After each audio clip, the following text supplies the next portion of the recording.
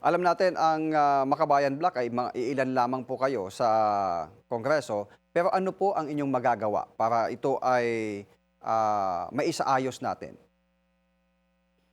Hindi lang dapat kami, pero lagi ko na ring, sinasabi at binibigyang, diin yung halaga ng pagkilos mismo ng tao. Napakita na natin yan nitong last quarter ng 2025 Mhm. na marami nagsasalita, maraming kumikilos.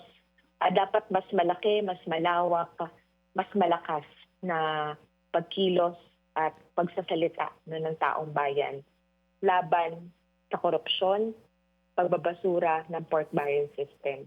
Mhm. Dahil makakadagdag talaga yan doon sa pressure sa loob ng Kongreso, gayon din hanggang Malacanang. Dahil ang daming mga bagay na pinaasa tayo eh. Mm. Nasaan na yung anti-political dynasty bill na hindi Mm. pa rin kumugulong? May mga nakapag-file lang pero hindi pa napag-uusapan sa komite. Mm. Yung genuine party list reform.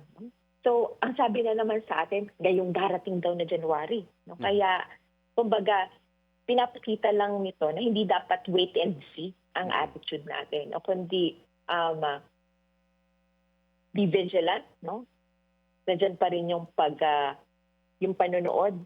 Pero kasabay ng panonood ay yung mismo pagbabantay at pagkilos, yung pagtutulak mismo na gawin ang nararapat para sa pagwawakas ng korupsyon sa ating bayan.